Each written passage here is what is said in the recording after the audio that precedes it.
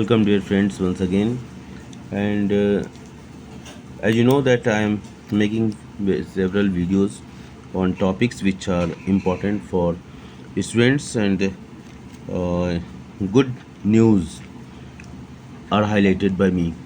So ये मैंने एक सीरीज़ शुरुआत किया है, जितने भी डेटाज हैं इकोनॉमिक्स से संबंधित उसको मैं पढ़ता हूँ, डिस्कस करता हूँ, जो भी मेरी क्षमता है। तो एक बार पुनः मैं उपस्थित हूँ आपके समक्ष एक ऐसे न्यूज़ के साथ। एक्चुअली मेरा पर्पज़ क्या है कि ये इस तरह के जो क्वेश्चंस हैं ना, आजकल एग्जामिनेशंस में आने लगे हैं। पहले तो नहीं आते थे, लेकिन अब ये इस तरह के क्वेश्चंस आ गए हैं जिसका इंटरप्रिटेशन बच्चों को करना होता है। तो मैं सोचा कि क्यों नहीं, जो एक न्यूज़पेपर में रेगुलर आता है तो मैं इसको रीड आउट करूँ। चलिए, तो आज ये का टॉपिक है what we know about salaried jobs in India. और इसका सबसे बड़ा एडवांटेज ये है कि आपको इकोनॉमिक्स के प्रति जो है बच्चों में प्यार आएगा, मतलब बच्चे अच्छा इंटरेस्ट क्रिएट होगा, और इंटरेस्ट क्रिएट जब होगा किसी सब्जेक्ट में तो बच्चे पढ़ते हैं। So what we know about salaried jobs in India. जो सैलरीड जॉब है, जो सैलरी है, नौकरी पेशा जो लोग हैं, उसकी क्या स्थिति है भारत में और उसके बारे में हम क्या जानते हैं।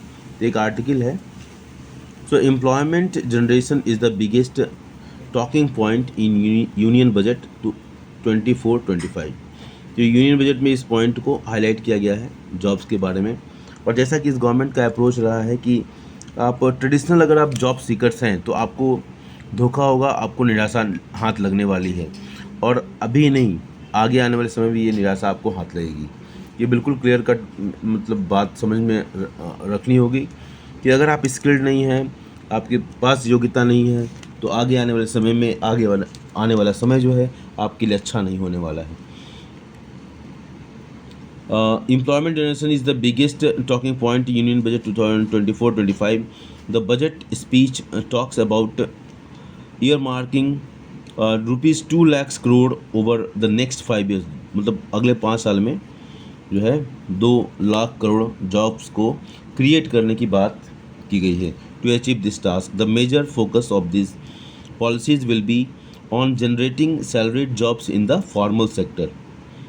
फॉर्मल सेक्टर और इनफॉर्मल सेक्टर, दो तरह के सेक्टर्स में इकोनॉमी को डिवाइड किया गया है। कई तरह के डिविजन्स हैं इकोनॉमी के, तो ये फॉर्मल सेक्टर और नॉन फॉर्मल सेक्टर। यहाँ फॉर्मल सेक्टर की बात हो रही है। 2 लाख करोड़ जॉब्स को अगले 5 साल में क्रिएट करने की बात यहाँ की जा रही है। Will this policies achieve the desired objectives. क्या ये जो पॉलिसीज सरकार ने 2024-25 बनाई है, जिसकी घोषणा की गई है, तो क्या इससे जो डिज़ायर्ड ऑब्जेक्टिव्स है, मतलब डिज़ायर्ड ऑब्जेक्टिव्स अगर करें एक्स आंटेकिन्स की भाषा में अगर हम बोलें तो एक्स आंटे जो ऑब्जेक्टिव्स हैं वो फुलफिल होंगे या नहीं। It will be premature to answer this question either way right now. However, what is worth looking at in the detail is the status of already existing salaried jobs in Indian economy. Here are some charts that answer this question in detail by looking at the periodic labor force survey. तो labour force सर्वे, periodic labour force जो सर्वे होता है, periodic होता है, time to time होता है, तो उसको उस सर्वे के आधार पर जो एक रिपोर्ट है, एक स्टेटस है, उसको देखने का प्रयास किया गया, दिखाने का प्रयास किया गया है। How many salaried jobs are there in India. Salaried jobs कितने हैं, इसको थोड़ा सा हम हाईलाइट कर दें ताकि आपकी विजिबिलिटी बढ़ जाए। तो सैलरीड जॉब्स कितने हैं, here is some data, just look it. 2022-23 PLFS मतलब periodic labour force survey puts the share of salaried jobs at 20.9% of India's workforce। तो इंडिया का जो वर्क फोर्स है, जो एबल है, जो काम करना चाहते हैं, उसका 20.9% जो है हमारा क्या है, सैलरीड जॉब्स है। टोटल जॉब का मतलब आप समझ लीजिए कितना कम है। When seen as a share of the total labour force, the share is 20.2%, further down. Given India's estimated labor force of 585 million using PLFS ratio with the July 1, 2022 population estimates of the National Commission on Population, the estimated number of salaried jobs comes to about 118 million. How has this number changed under the Modi government? PLF's data only starts from 2017-18 and it shows that the share of salaried jobs in the economy has remained largely constant. लेकिन अगर true picture देखना है तो हमको data को थोड़ा further देखना पड़ेगा टोटल सिनेरियो को समझने के लिए, जो कि अवेलेबल नहीं है फ़िलहाल। तो ये हमारा सोर्स क्या है? Unit level PLFS। हमेशा सोर्स लिखना ज़रूरी होता है जब भी आप इस तरह के चार्ट बनाते हैं, इस तरह के डायग्राम को रिप्रेजेंट करते हैं। प्रेजेंटेशन ऑफ डेटा इज़ एक पूरा लेसन ही है कि कैसे हम डेटा को प्रेजेंट करते हैं। ये 11th क्लास स्टैटिस्टिक्स में पढ़ना होता है बच्चों को।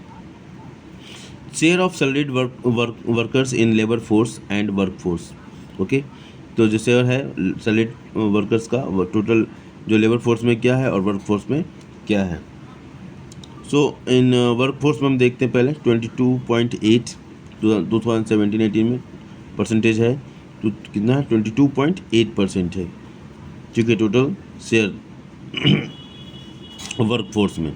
और यही चीज़ हम लेबर फोर्स में जब देखते हैं तो 21.5। ओके, अब इसी तरह 2022-23 में देखते हैं तो ये मतलब आपका जो वर्क फोर्स में शेयर जो है, देखिए अब इसको ये घट गया है। पहले 22.8 था, अब वो 20.9 हुआ है। अगर इससे पहले हम जाकर देखेंगे तो हमको ज़्यादा क्लियरिटी आएगी। इस डेटा में भी थोड़ी सी क्लियरिटी कम है, इसके आधार पर हम परसेप्शंस जो है डेवलप नहीं कर सकते। हालांकि क्योंकि ये पहली बार 2017-18 से के बाद 2022-23 इसके बीच में एक डॉटेड लाइन है, और ये क्या है हमारा, जो मैं समझ परसीव करना चाहता हूँ या बताना चाहता हूँ। आपको मालूम होना चाहिए कि ये कोविड का भी समय था बीच में, और कोविड के समय में क्या स्थिति थी वर्ल्ड इकोनॉमी की और भारत की इकोनॉमी की, हर जगह की इकोनॉमी की क्या स्थिति थी, आप इसे किसी से छुपा नहीं है। इसलिए आप इस डेटा में एक जो इसको से कह सकते हैं कि एक कांस्टेंट फीचर के रूप में नहीं देखा जा सकता कि ये घट ही रहा है। फिर फिलहाल खैर जो डाटा कह रहा है उसको उसकी बात हम करें तो घटा है 2017-18 से 2022-23 के दौरान। ये यहाँ पर लगभग 2% का ये डिफरेंस क्रिएट होता हुआ दिखाई देता है। 20 लेबर फोर्स में देखिए तो 21.5, और यहाँ भी लगभग आप समझ लिए 1% इसको मान लेते हैं, तो 1% के लगभग यहाँ पर फॉल हमको यहाँ भी दिखाई देता है 2017-18 से 2022-23 में। ओके, चलिए, तो अब हमारा दूसरा डेटा है जिसको हम आगे पढ़ना पसंद करेंगे। तो ये आपके सामने स्क्रीन के ऊपर आप देखें इसको कि where are India salaried jobs located. ठीक है, इंडिया का जो सैलरीड जॉब्स है कहाँ लोकेटेड है, इसको ये डेटा हाईलाइट करने का प्रयास करता है। So one can answer this question from a geographical or sector-wise perspective. The data shows that the urban areas have a disproportionate share in the total number of salaried jobs. Urban areas, ठीक है, while they account for just 24% of the workforce, their share in the salaried jobs is 56%.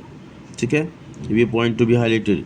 Okay, total number of salaried jobs while they account for just 24% of workforce, 24% of workforce हैं, लेकिन उनका salaried jobs में 56% है। इसका कारण क्या हो सकता है?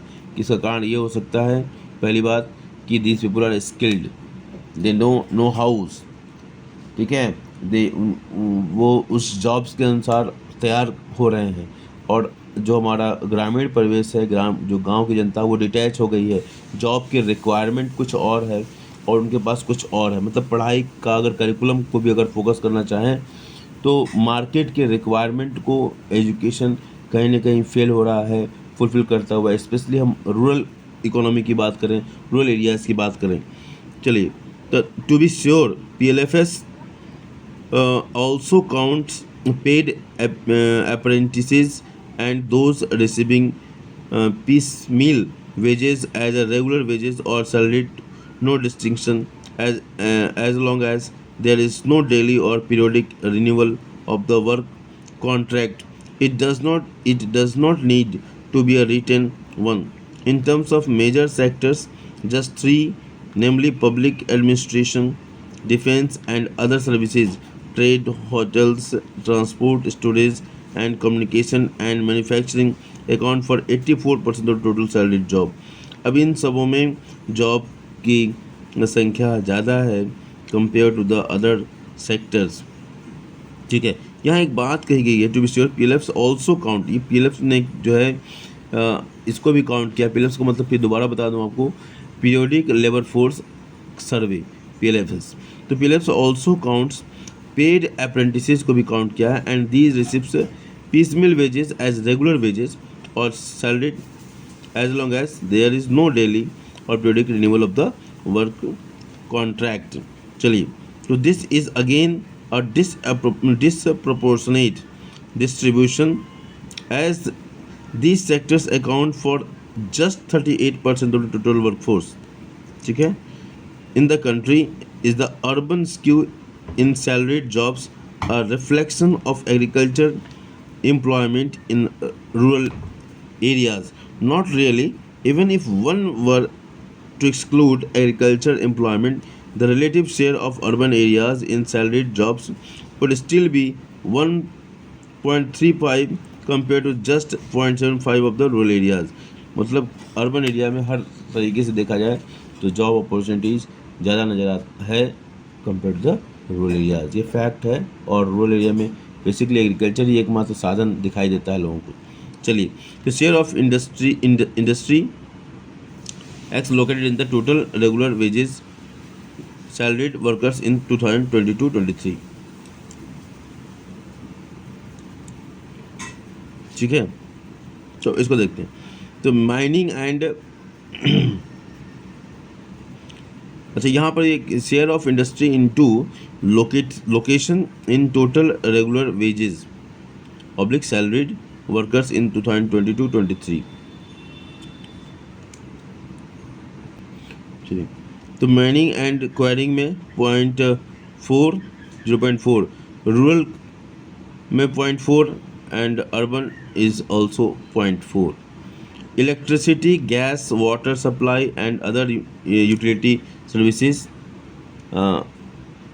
1% in rural and 1% in urban, लगभग बराबर। Agriculture, forestry and fishing rural में 1.8 है, अर्बन में 0.3। कंस्ट्रक्शन में अगेन 1.3 रूरल में एंड 1.5 अर्बन में।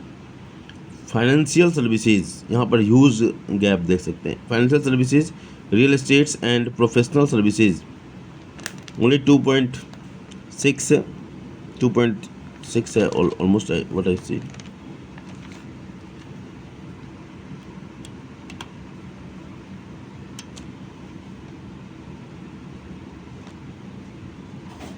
Two point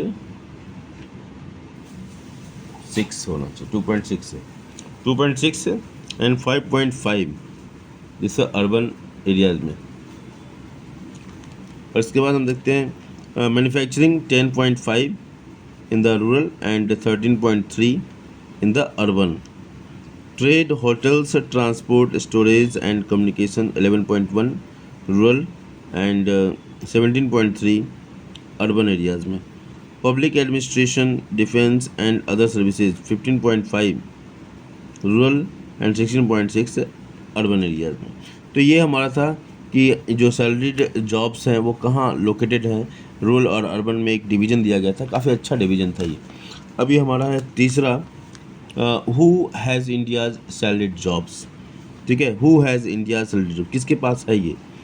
one can try and answer this question by age, gender, educational qualification, unit level data from the PLFS shows that 76% of the salaried jobs are with men. Only 1/3 of 76% of the salaried jobs are with men, and 1/3 of them are with the people who are at least have a graduate degree, and 31% of them are with the workers who are less than 30 years old. To be sure, relative share of these of the indicators are more useful in understanding the interpersonal distribution of salaried jobs. This is because the workforce does not have an equal representation on the basis of gender, education, and age. And adjustment of the salaried workers with their share in the workforce shows that men's share in salaried jobs is 1.11 times their share in the workforce. This number is 0.76 for women, 1.22 for the 15 to 29 years age, 0.93 for the 30 years and above age group, and 2.75 for those with a graduate or higher degree. At least one of these numbers, that of young being overrepresented is salaried jobs, needs to be read with a caution because it is likely a reflection of the younger workforce choosing unemployment rather than working in agriculture. Regular wage salaried workers in 2022-23 percentage. यहाँ पर एक हमारे पास ये index पहले देखते हैं। Illiterate literate without formal schooling और below primary, primary, middle, secondary slash higher secondary, diploma oblique certificate courses and graduate and above. अब इसको हम पढ़ने दें। मेन पहले मेन का देखते हैं। 15 to 29 ईयर्स के जो एज ग्रुप है उसमें जो इलिटरेट 1% जो है, ये जो लोग हैं illiterate with a formal school और बिलो प्राइमरी, उनके पास एजुकेशन है। और प्राइमरी मिडिल है 7.2 के पास, और सेकेंडरी और हायर सेकेंडरी की 7.6, डिप्लोमा सर्टिफिकेट कोर्स 1.7 और 6.9 graduate and above. 30 years and above वाले एज ग्रुप में देखें तो 4.9 के पास जो वो इलिटरेट हैं या लिटरेट हैं विदाउट फॉर्मल सेकेंडरी और बिलो विदाउट फॉर्मल स्कूलिंग और बिलो प्राइमरी, ये 4.9% इनकी संख्या। प्राइमरी मिडिल क्लास 14.4, सेकेंडरी और higher secondary 13.4, diploma certificate courses 1.7 and graduate and above 17। अब आते हैं 15 to 29 ईयर्स के बीच में, तो इलिटरेट और लिटरेट विदाउट फॉर्मल जो स्कूलिंग है वो का परसेंटेज देखिए 0.3 है। इसके बाद है प्राइमरी सेकेंडरी का है 0.9, और इसके बाद आते हैं सेकेंडरी और हायर सेकेंडरी का ये 1.4, उसके बाद 0.3 है ये डिप्लोमा सर्टिफिकेट कोर्स का, और 3.5 है ग्रेजुएट एंड अबव का। ठीक है, इसके बाद आते हैं नेक्स्ट, ये वुमेन का था हमारा, मेन का तो यहाँ तो ख़त्म हो गया था वुमेन का। तो अब वुमेन का 30 ईयर्स एंड अबव में देखते हैं 4% जो है ये literate without formal schooling, 4.3% primary middle, 3.4 secondary higher secondary, 0.4 है डिप्लोमा सर्टिफिकेट कोर्स, और 5.8 ग्रेजुएट एंड अबव। ये हमारा जो डेटा था। Who has India salaried job. अब ये ध्यान देना है, यहाँ से एक मैसेज जाता है कि किन लोगों को जॉब मिलने की संभावना है। आप देखिए हर चाहे मेन हो और एज ग्रुप भी ध्यान दीजिए। तो एज ग्रुप में 15 to 29 में यहाँ पर कुछ एक्सेप्शंस मुझे दिखाई दे रहा है, हाँ, लेकिन ये निश्चित रूप से जान लीजिए, भले यहाँ पर चूँकि इस ग्रुप की संख्या ज़्यादा है इसलिए शेयर दिखाई दे रहा है, वरना 6.9 जो है ये बताता है कि इनके पास तो पहली बात कि सैलरी भी ज़्यादा होगी, हाँ, ये स्किल्ड होंगे, ठीक है, लेकिन सारे एज ग्रुप में जॉब मिलने की संभावना उन्हीं लोगों के पास है जिनके पास हायर क्वालिफिकेशन है प्लस जो स्किल्ड है। इसलिए स्किल्ड होना बहुत ज़रूरी है और साथ साथ क्वालिफिकेशन बढ़ाते भी जाइए। और इस नई एजुकेशन पॉलिसी में सरकार ने एक बहुत अच्छा काम किया है कि सरकार ने कहा कि आप मल्टीपल डिग्री ले सकते हैं, तो जिनके पास टैलेंट है उनके लिए स्कोप है, लेकिन जो अपना समय बर्बाद करेंगे उनके लिए मुश्किल हो जाएगी। आगे आने वाले समय में समय बर्बाद करने वालों का कहीं भी भविष्य नहीं होता है, चाहे वो कहीं भी रहें, they will not get respect. Not all salaried jobs are well paying. तो जितने भी सैलरीड जॉब हैं वो सभी उसके अच्छी तनख्वाह हो, अच्छा सैलरी हो, ऐसा नहीं है। This is most important things to keep in mind. Less than 10% of the salaried jobs in PLFS data shows a monthly income of rupees 50,000 or more.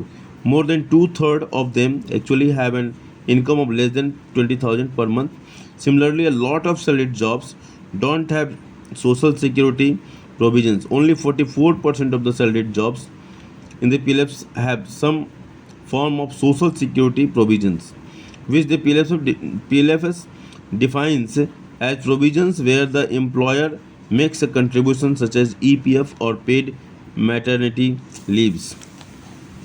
Of distribution of regular wages salaried workers by monthly wages 10,000. Okay, distribution of regular wages salaried worker force monthly wages कितना 10,000 29.7%. 10,000 से 20,000 के बीच में 38.9%. 20,000 से 30,000 11.1%. 30,000 से 40,000 7.6%. 40,000 से 50,000 5.3%. And 50,000 से 70,000 4.7%. And 2.7% को केवल 70,000 से 3,50,000 के बीच में मिलता है. ये हमारा सोर्स है, PLFs का डेटा है वो सोर्स. ठीक है, अब यहाँ पर नोट दिया गया, फुट नोट्स दिया गया है based on first visit and current weekly status where wage data is collected. तो ये सब चीज़ों को ध्यान रखना है. तो आई होप ये हमारा आपको पसंद आया होगा. Thank you.